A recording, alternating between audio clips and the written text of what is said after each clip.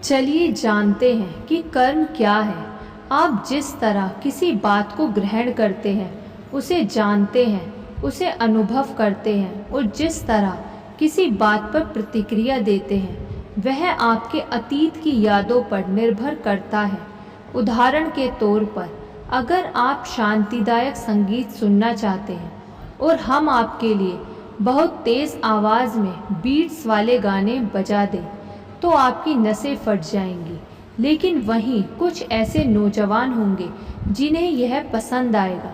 एक ही आवाज़ किसी एक इंसान के कानों को संगीत लगती है तो किसी दूसरे को शोर लगता है। आप किसी खास आवाज़ को कैसे लेते हैं, यह आपके कर्म है। इसलिए हमने कहा था कि जब हम कर्म की बात करते हैं तो हमारा मतलब आपके कष्ट भोगने से नहीं होता है। यह कर्म का पक्ष नहीं है। कर्म का अर्थ होता है गतिविधि। इस वक्त यहाँ बैठे हुए हमारी गतिविधि 4 आयामों में हो रही है: भौतिक, मानसिक, भावनात्मक और ऊर्जा के स्तर पर। आज आपके जागने के पल से इस पल तक इन चारों कर्मों में से कितनों के प्रति आप जागरूक रहे हैं, आप नहीं गिन पा रहे होंगे। मैं आपको बता रहा हूँ कि यह 1% से भी कम होगा। जब आप अपने कर्मों के केवल 1% के प्रति ही सचेत रहते हैं, तो इसका मतलब यह हुआ कि आपकी ज़िंदगी में सब कुछ संयोग से हो रहा होता है। इसे इस तरह भी कह सकते हैं कि जब आप सड़क पर गाड़ी चलाते हैं और 1% समय के लिए आंखें खुली रखते हैं, बाकी समय आंखों को बंद करके गाड़ी चलाते हैं, फिर दुर्घटना तो होनी ही है।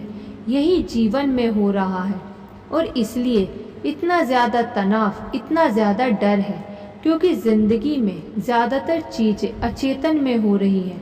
आप क्या कर रहे हैं, आपका शरीर क्या कर रहा है, आपकी ऊर्जा, आपके विचार, आपकी भावनाएं क्या कर रही हैं, इन सब बातों के प्रति केवल मुट्ठी भर लोग ही जागरूक होते हैं।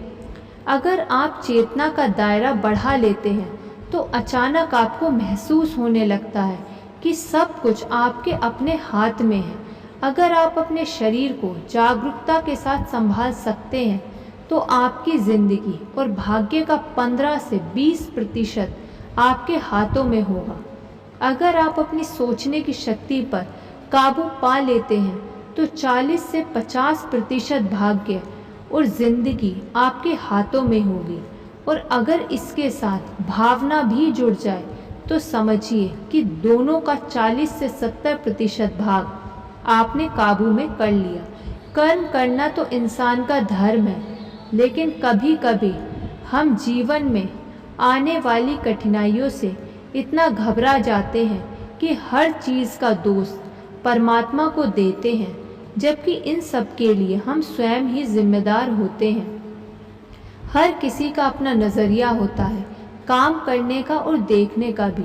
जो वस्तु हमें देखने में सही लगती है, किसी दूसरे को शायद ना पसंद आए, पर इसे बदल तो नहीं सकते, लेकिन खुद को इस काबिल बना सकते हैं।